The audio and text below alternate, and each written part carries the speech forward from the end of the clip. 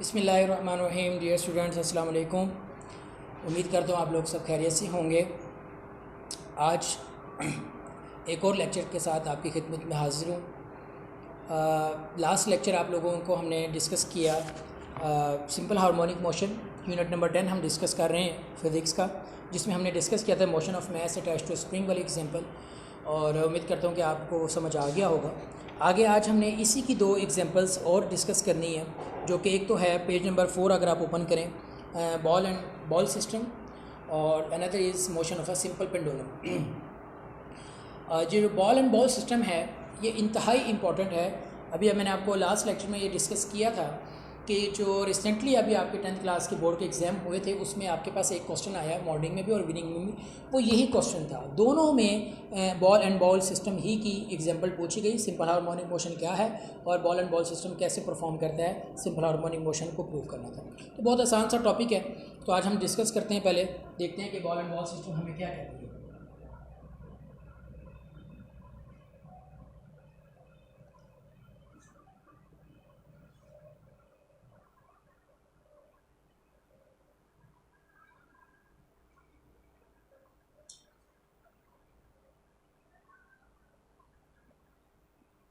Dear students, आपने एक bowl घरों में बर्तनों में भी होता है, लेकिन इसको थोड़ा सा वास्ट करते हैं। आपने अक्सर देखा होगा जो हलवाई लोग हैं उनके पास, आपने देखा होगा उनके पास एक बहुत बड़ा बाउल होता है, जिसको आप लोकल लैंग्वेज में कढ़ाया कहते हैं, जिसमें वो दूध को जो है वो कर रहे होते हैं।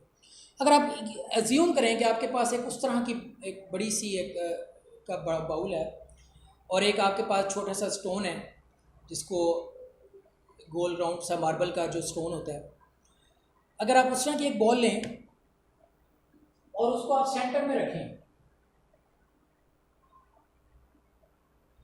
तो ये तो सेंट्रल पॉइंट होगा, ये तो हो गया इसका मेन पॉइंट। बॉडी रेस्ट में है, ज़ीरो में है। इसका जो डाउन वेट होगा W = mg, वो किस तरफ लग रही होगी, डाउनवर्ड, जो कि इसका वेट के साथ रिएक्शन फोर्स जो लग रही होगी इसके साथ, ये कैंसिल कर रहे हैं एक दूसरे को।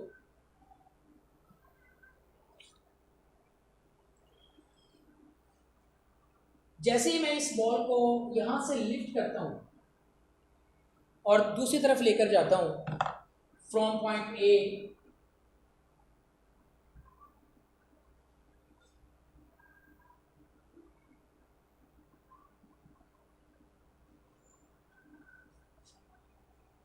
तो उसी तरह जैसे हमने प्रीवियस एग्जांपल को डिस्कस किया था कि जब भी हम किसी ऑब्जेक्ट को मेन पोजीशन से किसी एक्सट्रीम पोजीशन ए की तरफ लेकर जाते हैं, तो हम उसके अंदर क्या स्टोर करते हैं, एनर्जी स्टोर करते हैं। और इन टर्म ऑफ पोजीशन क्या होती है, उसी तरह पोटेंशियल एनर्जी। तो पोटेंशियल एनर्जी यहाँ पर क्या हो जाएगी, मैक्सिमम हो जाएगी। जब पोटेंशियल एनर्जी मैक्सिमम है तो काइनेटिक एनर्जी आपके पास क्या होगी, जीरो होगी।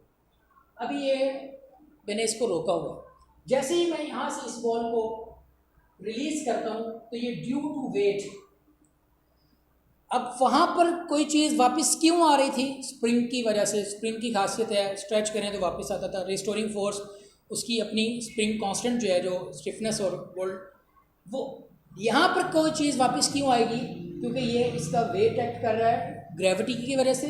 ड्यू टू वेट ये कहाँ आएगी, डाउन आएगी, और इस बॉल के साथ होते होते होते होते ये यहाँ आएगी फ्रॉम इट्स मेन पोजिशन। जैसे ये यहाँ आएगी, यहाँ आते आते आते आते आते क्या होगा, पोटेंशियल एनर्जी क्या हो जाएगी, ज़ीरो। काइनेटिक एनर्जी क्या हो जाएगी, मैक्सिमम। और उसी तरह क्योंकि हमने लास्ट एग्जांपल में भी डिस्कस किया, जैसे ये बॉडी यहाँ से मूव करना स्टार्ट करेगी तो ये क्या होगा, स्पीड को गेन करेगी। तो इस पॉइंट पर आकर इसकी स्पीड भी क्या हो जाएगी, मैक्सिमम हो जाएगी। स्टूडेंट्स मुझे ये बताएं कि किसी चीज़ की स्पीड मैक्सिमम हो तो वो क्या वो यहाँ रुक सकती है, नहीं रुक सकती। तो वो क्या करेगी, due to inertia and maximum speed क्या करेगी, मूव करेगी, और मूव करके टुवर्ड्स कहाँ जाएगी, एक्सट्रीम पोजीशन बी। और जब ये इधर जाएगी तो इस तरह जाते जाते जाते इसकी पोटेंशियल एनर्जी क्या हो जाएगी, मैक्सिमम। काइनेटिक एनर्जी क्या हो जाएगी, ज़ीरो, एंड डेफिनेटली इसकी स्पीड भी क्या हो जाएगी, zero. And due to restoring force again it will come towards the main position, and due to inertia again it move from point A and then A to O and then O to B and then B to A, और ये इसी तरह क्या करेगी, perform करेगी, oscillate करेगी ए और B point के दरमियान में, तो इसको भी हम क्या कह सकते हैं, सिंपल हार्मोनिक मोशन ही परफॉर्म करेगी। बड़ा इजी सा टॉपिक है, बड़ी आसान सी टर्मिनोलॉजी है, रीड कर लेते हैं अभी, आपको ज़्यादा आसानी से समझ आ जाएगा। Motion of a ball placed in a ball, and another example of simple harmonic motion, when the ball is at the mean position, that is at the center of the ball, the net force acting on the ball is zero. Net force क्या होगी, zero होगी. In this position, weight of the ball acts downward and is equal to the upward normal force of the surface of the ball. जो reaction force क्या दे रही है, ball दे रहा है वो, और जो डाउनवर्ड फोर्स है वेट, वो एक दूसरे को क्या करेगी, कैंसिल आउट करेगी, क्योंकि इस पोजीशन में ना तो ये जंप करके ऊपर जा रही है, ना ये उसको तोड़कर नीचे आ रही है। इट मीन्स के दोनों फोर्सेस क्या इक्वल हैं और अपोजिट हैं, तो लिहाजा ये किस में है, रेस्ट पोजीशन में। Hence there is no motion. Now if we bring the ball the position A, जैसे हम बॉल को कहाँ लेकर जाते हैं, पोजीशन ए की तरफ लेकर जाते हैं और देन रिलीज करते हैं, तो ball will start moving towards the mean position O due to restoring force caused by its weight. ये बात बहुत, इस सिस्टम के अंदर जो रिस्टोरिंग फोर्स एक्ट कर रहा है वो इस बॉल का अपना वेट है, जो इसको मजबूर करता है कि तुमने वापस आना, क्योंकि ग्रेविटी इन्वॉल्व हो रही है। ठीक हो गया। So as position O the ball gets maximum speed, जैसे ही वो बॉल वापस ए पर आएगा तो वो क्या करेगा, स्पीड की आ जाएगी maximum, and due to inertia it moves towards the extreme position B, और उसकी वजह से वो क्या जाएगा, एक्सट्रीम पोजीशन बी की तरफ जाएगा। While going towards the position B, the speed of the ball decrease, और आहिस्ता आहिस्ता आहिस्ता आहिस्ता जब ये जाएगा, क्योंकि ग्रेविटी डाउनवर्ड है, बॉडी ऊपर की तरफ मूव कर रही है, जहाँ लिहाजा इसकी स्पीड क्या होगी, आहिस्ता आहिस्ता कम होगी, एटलीस्ट यहाँ आके इसकी स्पीड क्या हो जाएगी, जीरो हो जाएगी। पोटेंशियल एनर्जी अगेन मैक्सिमम हो जाएगी, काइनेटिक एनर्जी आपके पास जीरो हो जाएगी, और इसी तरह ये ड्यू टू वेट अगेन जो है वो वापस कहाँ आएगा, पॉइंट ओ की तरफ आएगा। So the ball stops for a while and then again moves towards the main position under the action of the restoring force. This to and fro motion of the ball continues about the main position O till all its energy is lost due to friction, और आहिस्ता आहिस्ता आहिस्ता आहिस्ता आहिस्ता, क्योंकि perform करते करते करते करते करते करते यहाँ पर आखिरकार तो सारी एनर्जी इसकी कंज्यूम हो जाएगी फ्रिक्शन की वजह से, ये स्टॉप कर जाएगी। The two and fro motion of the ball about a mean position placed in a ball is an example of simple harmonic motion। तो यही हमने पहले भी डिस्कस किया। ऐसी हर तरह की बॉडी जो किसी एक फिक्स पॉइंट के गेट ऑसिलेट करे उसको और वो परफॉर्म करे, तो हम उसको क्या कहते हैं, सिंपल हार्मोनिक मोशन कहते हैं। ओके, क्लियर हो गया। अब हम इसकी जो एग्जाम्पल है, थर्ड एग्जाम्पल, जो कि वो भी बहुत ज़्यादा इम्पोर्टेंट है और वो आपने पहले डिस्कस किया हुआ है, पहले समझा हुआ भी है, और उसका नाम भी आपने सुना हुआ है, सिंपल पेंडुलम। तो अब हम डिस्कस करेंगे मोशन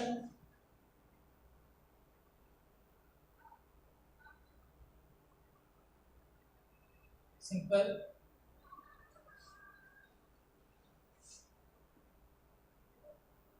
पेंडुलम। सिंपल पेंडुलम भी एक स्ट्रिंग के साथ कोई भी एक बॉब, मैच, एम जिसका हो, उसको अगर हम अटैच कर दें, स्प्रिंग को किसी एक फिक्स पॉइंट के साथ आप अटैच कर दें, स्प्रिंग की जो अपनी टेंशन होती है वो आपको पता है वो टुवर्ड्स अपवर्ड साइड होती है, और इसका जो वेट होता है वो कहाँ होता है, डाउनवर्ड साइड। अगर आप इस पोजीशन में देखें तो ये दोनों रेस्ट पोजीशन में है, बिल्कुल। इस वक्त force, downward weight and upward tension एक दूसरे को क्या कर रहे हैं, कैंसिल कर रहे हैं। लेकिन जैसे ही आप इसको क्या लेकर जाएं, एक्सट्रीम पॉइंट ए की तरफ,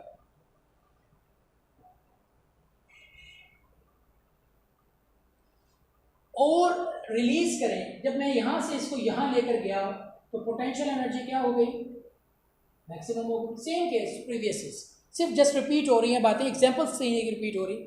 और उसी तरह kinetic energy zero and the speed is also zero. As I release the ball, अच्छा इस पोजीशन में देखें जरा, इस पोजीशन में भी टेंशन कहाँ है, अपवर्ड। इसी तरह इसका वेट क्या है, डाउनवर्ड है। मैंने अब आप सोचेंगे कि mg के साथ मैंने cos थीटा क्यों लिखा। अगर मैं इसी डायग्राम को इस तरह करके लगाऊं, ये वही बात हो गई। क्या हो गई कि ये पॉइंट था जिसके साथ आपने स्ट्रिंग को लगाया, ये इसका एक्स एक्सिस, ये इसका एक्स एक्सिस, क्योंकि स्ट्रिंग अपवर्ड डायरेक्शन में, वेट जो है वो डाउनवर्ड डायरेक्शन में, तो ये वाई फोर्स के कितने कंपोनेंट होते हैं? दो। एक कौन सा? एक्स, और एक एक्स किसके बराबर होता है? कॉस थीटा के साथ, क्योंकि आपने देखा होगा कि F X is equal to F cos theta. Y component किसके बराबर होता है? Sine theta. अब क्योंकि जो कॉस थीटा वाला एलिमेंट है वो किसके साथ होता है? एक्स एक्सिस के साथ। तो कॉस थीटा वाला जो एलिमेंट है, फोर्स का फैक्टर है जो, वो इसकी टेंशन के साथ क्या हो रहा है? कैंसिल आउट हो रहा है, क्योंकि there is no motion along the string, up and down नहीं है। ये बॉब नीचे की तरफ मूव नहीं कर रहा, स्ट्रिंग इसको ऊपर की तरफ नहीं उठा रही, लिहाजा, लेकिन मोशन तो हो रही है, लिहाजा X component cancel with the tension only. कौन सा? ये वाला कौन सा होगा? साइन थीटा, क्योंकि वाई एक्सिस पर क्या चीज होती है? Sine theta. Only M G sine theta, यानी फोर्स का सिर्फ एक कंपोनेंट, वो भी कौन से वाला? वाई वाला।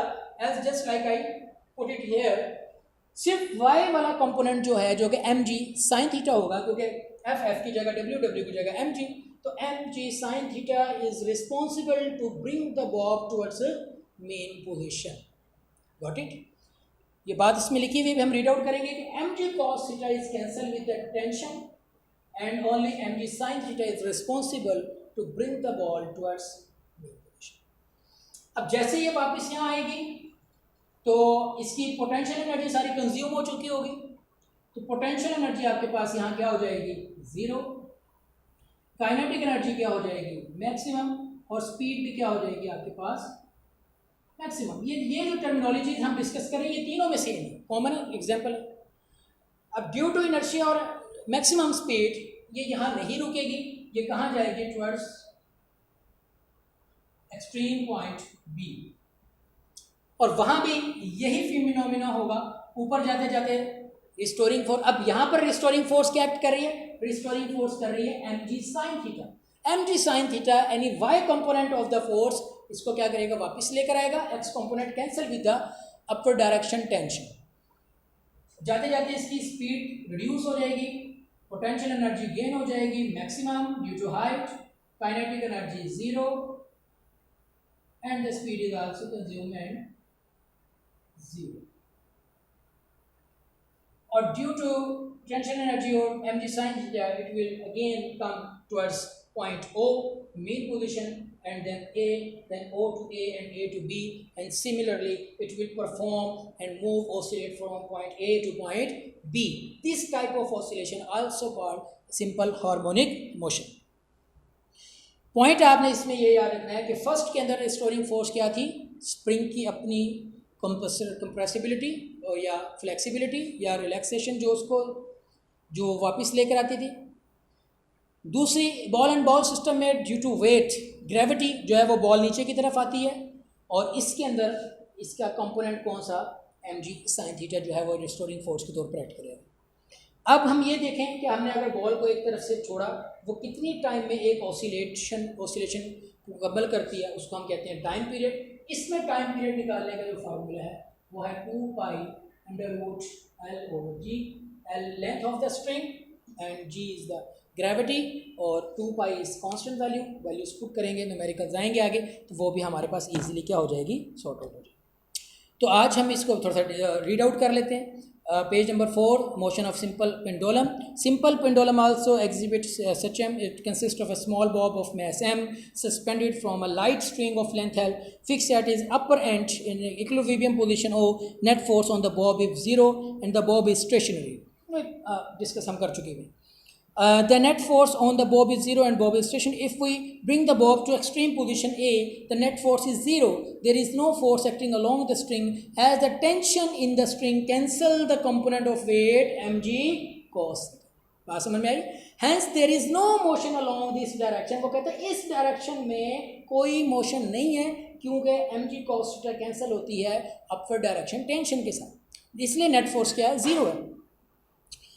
The component of the weight mg sin theta is directed towards the mean position and act as restoring force। अब मैंने आपको ये अलग से बता दिया भाई mg sin theta ये कहाँ से आ गया, क्योंकि फोर्स के कितने कंपोनेंट, दो कंपोनेंट। अगर फोर्स को आप क्या करें, ये फोर्स है, इसको आप रिजोलेट करें तो आपके पास दो बनते हैं, X axis and Y axis.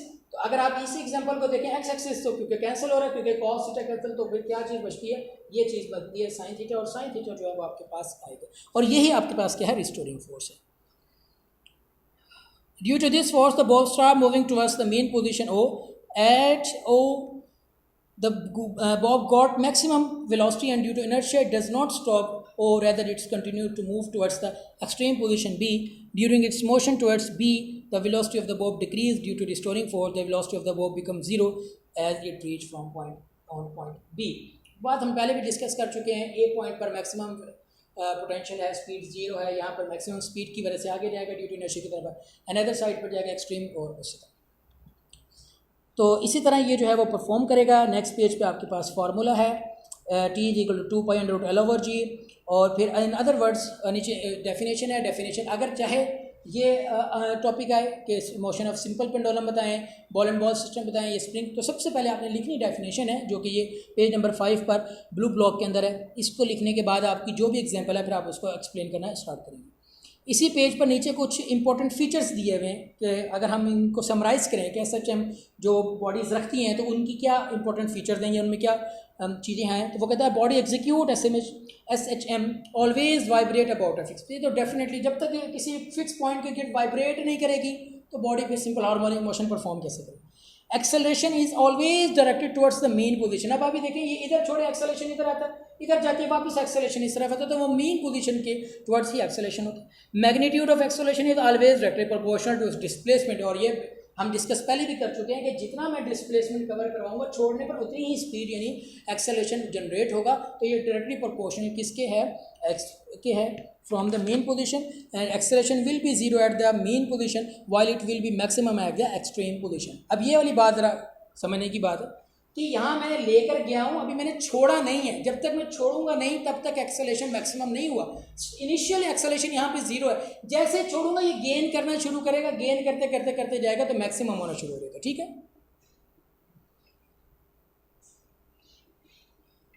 It velocity is maximum at the mean position and zero at the extreme position. और वेलोसिटी जो है वो इसकी मैक्सिमम होगी मेन पोजीशन के ऊपर और जीरो होगी जब हमें वेलोसिटी मेन स्पीड, वो स्पीड हम डिस्कस करें यहाँ पर। ठीक, ओके जी। अब 1 2 3 4 आपके पास इसी से रेलिवेंट जो टर्मिनोलॉजी है जिसका बार बार जिक्र आ रहा था, डेफिनेशन से आ सकती हैं। वाइब्रेशन नोट कर लें आप, 1 complete round trip of a vibrating body about its mean position is called 1 vibration. Time period, the time taken by vibrating body to complete the 1 vibration is called. Vibration क्या है कि अगर मैंने यहाँ से स्टार्ट किया, यहाँ जाकर वापस इसी पॉइंट पर आए तो ये एक कंप्लीट साइकिल हुआ है, इसको हम कहेंगे वाइब्रेशन। और इसी को आके यहाँ से यहाँ वापस आने में जो टाइम लगा उसको हम क्या कहेंगे, टाइम पीरियड, जिसको हम कैपिटल टी से नोट करें, कैपिटल टी से रिप्रेजेंट करते हैं।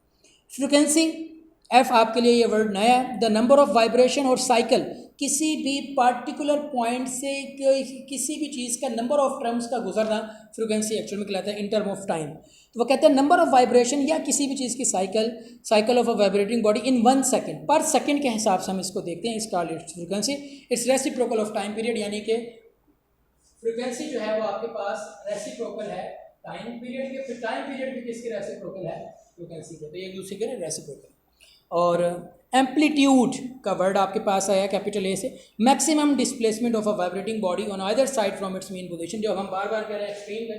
डिस्टेंस क्या है, यहाँ से लेकर यहाँ तक ये सारा डिस्टेंस है। मैक्सिमम डिस्टेंस क्या कहलाएगा, डिस्प्लेसमेंट, क्योंकि उससे आगे में जाने की उस पॉइंट से जितना मैक्सिमम वो हो जाएगा उसको हम क्या कहते हैं, एम्पलीट्यूड कहते हैं। कि either side from either side of main position, maximum displacement of a vibrating body on either side, distance in between, कहीं पर भी ये डिस्टेंस जो मैक्सिमम डिस्टेंस होता है उसको हम क्या कहेंगे, डिस्प्लेसमेंट, और डिस्प्लेसमेंट जो मैक्सिमम होता है उसको हम क्या कहते हैं, एम्पलीट्यूड। का इसका एम्पलीट्यूड कितना है। आगे एग्जांपल नंबर 10.1 है, और ये मैंने भी आपके पास सामने फार्मूला लिखा है, वैल्यूज इसमें पुट करें आ जाएगा कि किसी find time period and frequency को मालूम करनी है। पेंडुलम की लेंथ कितनी दी है 1 metre along a location where G is equal to 10 metre per second square. G की वैल्यू भी दी है, तो गिवन डाटा में लेंथ भी गिवन है, जी भी गिवन है, दोनों को पुट के कैलकुलेटर में वैल्यूज इंटर करें। आपके पास टाइम पीरियड आया है 1.99 सेकंड, आप करिएगा आपका आएगा। और क्योंकि इसने का फ्रीक्वेंसी भी मालूम करें, frequency is reciprocal to time period, तो 1 ओवर जो इसका आंसर है जो कि 1.99 जैसे पुट करेंगे वो क्या आएगा 0.5। आगे लिखा हुआ है एच जेड, ये है हर्ट्स। फ्रीक्वेंसी के यूनिट क्या होते हैं हर्ट्स, इसको पर सेकेंड भी कहते हैं। ठीक हो गया। और अब क्योंकि हमने टॉपिक ये पूरा परफॉर्म कर लिया है, तो आप पेज नंबर निकालेंगे 17 जी। उसमें आपके पास आ रहे हैं न्यूमेरिकल प्रॉब्लम्स। आपने first numerical, second numerical, third numerical and fourth numerical, 4 numerical करने। चारों के चारों इसी फार्मूला से हो रहे हैं। लेंथ गिवन होगी, जी भी गिवन होगी, तो टाइम पीरियड निकालना होगा। टाइम पीरियड गिवन होगा, लेंथ गिवन होगी, तो जी निकालनी होगी। यानी इनमें से कोई 2 चीज़ें आपको गिवन होंगी, थर्ड वन निकालना है। बहुत इजी है, इक्वेशन को सॉर्ट आउट करें। प्रॉब्लम होगी तो डिस्कस कर लेंगे। मैं आपको थोड़ा सा इसको रिलीज करना बता दूँ कि ये इक्वेशन अगर आपके पास हो, अगर आपने ये जी और एल की वैल्यू निकालनी है तो स्केलिंग करें दो साइड्स पर,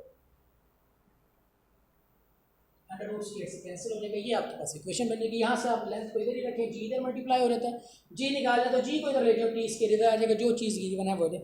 हाँ, या तो उसने कहा है कि लेंथ फाइंड आउट करें ऑन अर्थ और फिर ऑन मून। जब मून पर जाते हैं तो वहाँ ग्रेविटी आपको पता है 10/6 हो जाती है, तो आपके पास वो गिवन है कि जो मून पर जाना है तो 10/6 पुट करेंगे, और अगर अर्थ पर आना है तो 10 पुट करेंगे। तो ये चारों न्यूमेरिकल आपने इस मंथ में करने हैं। और एक एग्जांपल मैंने आपको ये भी बताई है, ये 5 न्यूमेरिकल्स हैं आपके पास, और आपके पास ये 2 टॉपिक हैं। अच्छे तरीके से आपने इनको तैयार करना है, और इनको मैंने अभी आपको बता दिया इनकी इंपॉर्टेंस कितनी ज़्यादा है। बोर्ड में इन तीनों में से एक लाजमी टॉपिक आ जाता होता है, मैनी टाइम्स आया है।